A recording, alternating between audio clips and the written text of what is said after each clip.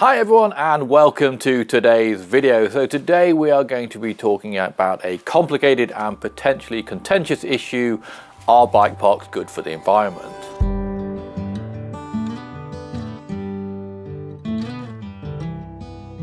Now this is an interesting subject for us, as in several of our previous videos we have received comments questioning about the environmental damage we've done by felling the forest.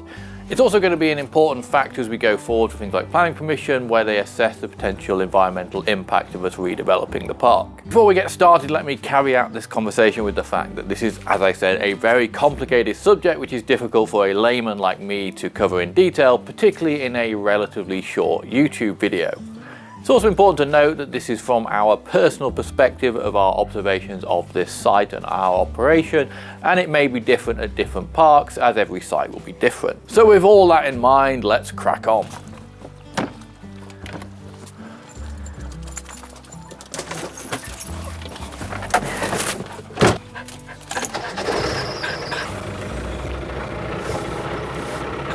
Now it's fair to say there are certainly some aspects of operating the bike park that could be considered to have a negative impact on the environment. An obvious area of concern for us would be our uplift. Running old Land Rovers on diesel fuel is obviously not the best solution for the environment.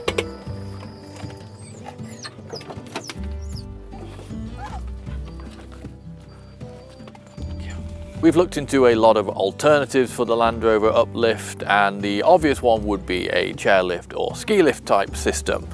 These systems carry a lot more people than a Land Rover and run on electricity, so depending on how that electricity is generated, could be a lot better for the environment. This is certainly something we would like to pursue in the future, but unfortunately the cost of these systems can be quite significant. For a basic drag lift type system on this site, you'd be looking at in the regions of £1.5 to £2 million, and for a chairlift system you could be in the £10 to £15 million range. And that's before you consider the regulation and planning issues we would likely face with such a significant construction on this site. Given these realities, a lift type system is probably not a feasible solution to our environmental impact, at least not for the time being. Another option that we have considered is to electrify our fleet of Land Rovers. Some of you may be aware that there are companies out there that will actually take your old diesel Defender and convert it into a shiny new electric vehicle. Unfortunately, the cost of doing this is eye-wateringly expensive, somewhere in the region of £50,000 to £70,000 per vehicle. So when you consider the fact that we have around a dozen vehicles, you'd be looking at in the region of £1 million just for the conversion. Another consideration for that solution would be the infrastructure required to charge so many vehicles, and in the past we've looked into getting a higher powered connection at the park for things like chairlifts, and it's been quoted in the region of £500,000 for the kind of electrical connection we would need to charge that many vehicles. Also, given the nature of the job that our Land Rovers do, it's not entirely clear whether an electrified system would be able to cope. They need to be able to consistently work all day long going up and down the hill, and while there are some elements of an electrified system that may be of benefit, namely in the fact that our Land Rovers spend half the time going down the hill where they could be regenerating electricity, it's not quite certain for us at the moment whether or not electrified Land Rovers will be up to the task. Ultimately though, whilst our Land Rovers may not be the best thing for the environment, while preparing for this video I tried to do some comparisons to other hobbies and their energy usage. To give you some idea, our Land Rovers use around 20 litres of diesel per day for the uplift, and with that are able to provide an uplift for around 12 people. A litre of diesel has on average about 10 kilowatts of energy, so you're looking at about 15 kilowatt hours of energy per person per day to use the uplift. For comparison, this is similar to the amount of energy for one person to take a 1-hour flight on a short haul plane. In my home I have an 11 kilowatt shower, so you could consider it being about the same as me spending about an hour and 20 minutes in the shower. Also, a 6-hour session on a PlayStation 5 with a decent sized television will be equivalent to about 2 kilowatt hours of energy usage. Obviously these comparisons aren't exactly perfect, as energy usage is not necessarily the same as environmental impact. My shower at home, for example, doesn't have an exhaust pipe in the same way that a Land Rover does, but I'm just trying to give some context in the grand scheme of things. Given the amount of activity we're able to extract from the energy we use for the uplift, though, I don't think necessarily uplifting is the worst thing humanity is doing for the environment, but it probably is an area where there is room for improvement, and it's something we'll be continuously looking into in the future.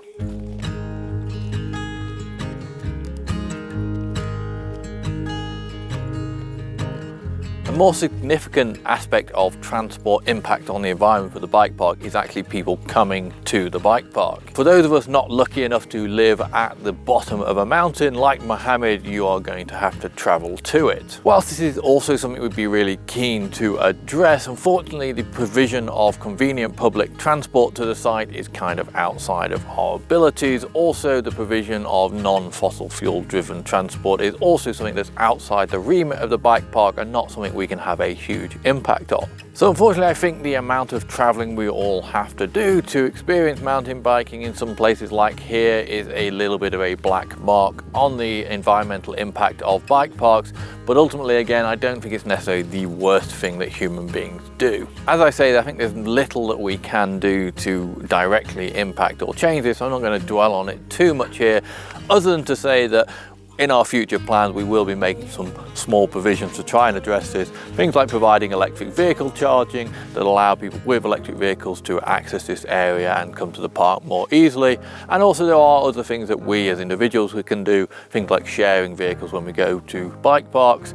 That way, not only do we reduce our environmental impact, but we can also save some money, which in the cost of fuel these days is certainly a good thing. Now, I know the issue of carbon footprint can be quite a contentious one, and I don't want to ruffle too many feathers with my own personal opinions on this front. As a society, for us to function, we need to be able to travel around based on how our society is structured at the moment, and that's not going to just change overnight. We will, as part of the changes needed in our society, have to make changes in our own individual lives and the way we live them, but these changes, I think, need to be a part of a larger systemic change which is driven by governments and larger agencies. Without these consistently directed larger systemic changes in our society, we're unlikely to be able to meet the scale of the challenge when it comes to climate change. But as I said, this is just my personal perspective. Feel free to disagree.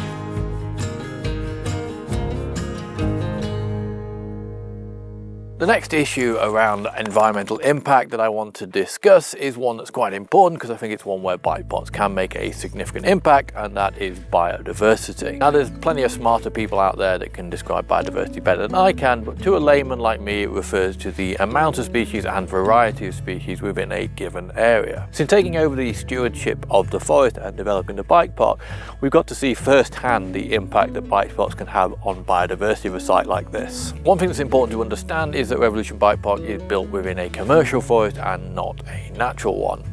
I think many of us have a misconception when it comes to commercial forests and what their impact on the environment is. It's easy when you're driving down the motorway looking out the window to see a giant conifer plantation and think, wow, forest, natural, green, big tick in the box for the environment. In fact, the truth is quite the opposite, at least from a biodiversity standpoint. Now, don't get me wrong, commercial forest is not the worst possible thing you could do on a piece of land, but from an environmental impact perspective, you shouldn't look at a commercial forest in the same way as a natural woodland. The difference between a natural woodland and a commercial one is akin to looking at a wheat field and a wetland area. The wheat field contains just wheat and is only useful to things that can be sustained by wheat. In the case of commercial farming, it's generally just human beings. The wetland area, by contrast, has hundreds if not thousands of species of plants, which can support hundreds if not thousands of species of insects, and in turn they can support hundreds of mammals and birds and so on and so forth. What's more, in the wheat field, measures have been taken to prevent other plant species from competing with the wheat and to also prevent things like insects from eating the wheat, as obviously we're focused on the output of the wheat field, not the wheat itself. To be clear, I'm not bashing wheat farming. It's a very important function for species like humans that like to eat food. All I'm trying to do is make the comparison between a wheat field being designed to produce wheat and a commercial forest being designed to produce timber, not a biologically diverse environment. Don't get me wrong, timber production is a very important function for our society as it's currently structured. I'm just trying to make sure that you're not confusing a commercial woodland and a natural woodland just because they look similar from a distance.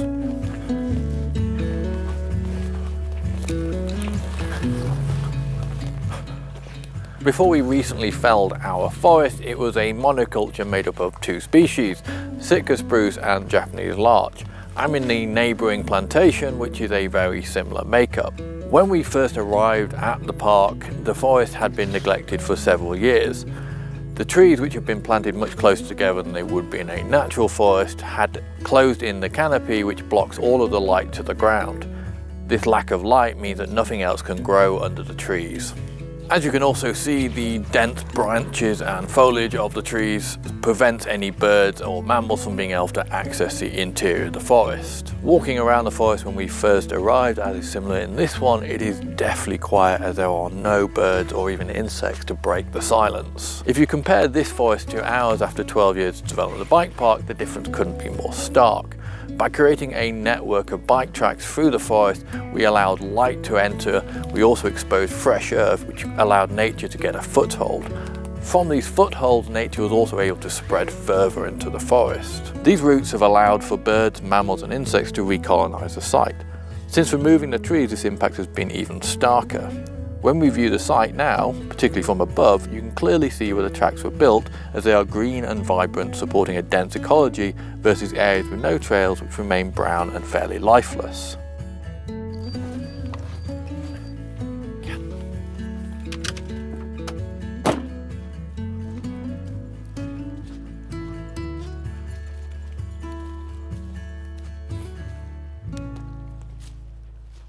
I've come down to the lower freeride as this is one of the best examples of this. This has to be one of the most developed parts of the hill, as we've got the uplift there, red freeride, Reading, Redface and Ghetto all running through this same area. Creating this many corridors of light has led to an explosion in plant life around the sides of the tracks. The impact of opening the bike park goes far beyond the direct impact of creating the bike trails. Running the bike park has given us the resources and economic incentives to run the forest in a different way. With commercial forestry, the aim is always to maximize the amount of timber and therefore profit you can generate from its production. Most commercial forests like this are an investment vehicle. Many in fact are owned by pension or investment funds. In these circumstances, active management of these kind of sites is a cost that is going to hurt the bottom line and is only done to the extent required to make sure that the harvest is profitable at the end. Given that reality, there is no incentive to sacrifice profits for other benefits such as biodiversity. Diversifying the commercial operation of the site away from pure timber production to one that generates its principal income from cycling allows us to make decisions that benefit the ecology of the site, even if those decisions hurt the value of the timber or the cost of its production in the long run. Nowhere is this more apparent than in our plans for replanting. Replanting a fast-growing monoculture would undoubtedly be the best way to maximize profits from the timber in the shortest amount of time. However, because that's not our priority, we are taking a very different approach and we're going to be planting a diverse mix of species on the hill. In fact, we're going to be planting over 11 different species, a mixture of fast-growing conifers, but also native broadleafs. It's fair to say this approach will drastically increase the cost of planting and management as well as reducing the eventual profits. However, we are banking on the fact that the income generated from cycling will offset the losses caused by this approach. This will be a really interesting process to go through over the next 10 to 15 years because as far as we are aware, this is the first time that a bike park has had a forest custom designed for it as opposed to having a bike park built into an existing one. This is certainly a huge and daunting experiment to undertake, but I can't help but be excited by the potential, not only for the amazing forest that this could turn into in 10 to 15 years, but also an amazing place to ride your bikes. Benefits of the redevelopment for the site also extend to the lower area behind me. As we mentioned in our last video, the first phase of the redevelopment will be to once and for all fix the damage done to the lower area. The mining activities over the last few hundred years have left this area in a bit of a mess, and up until now no one has had the resources or incentive to do anything about it. The redevelopment of the park will be the first and likely only opportunity this site will ever have to once and for all fix some of the damage and return it to a more natural state. We'll cover this a lot more in the future videos as things develop and the plans become more detailed. And I'd also like to at some point do a video on the history of the site, as it is quite interesting and goes back a long way, and will also go some ways to explain how the site ended up in this condition. So in conclusion, to answer the question posed by this video, are bike parks good for the environment? Well, the answer is probably yes and no, depending on the perspective you approach it from and the lens you look at it from. There are certainly ways that we could improve the way we operate in order to lower our impact on the environment, but I do think on balance, given the benefit to people's lives and the economic benefits bike parks bring to areas like this, I think on balance they're not too bad. Very conclusive, I know. Well, I hope you found this video at least vaguely interesting. Please feel free to leave your comments below on this subject. I'd be very interested to hear your thoughts on it. But I'm going to wrap it up there, so I want to thank you once again for stopping by and watching this video. Also, remember to subscribe if you want to stay up to date with the rebuild of the park, and as always, I'll see you in the next video.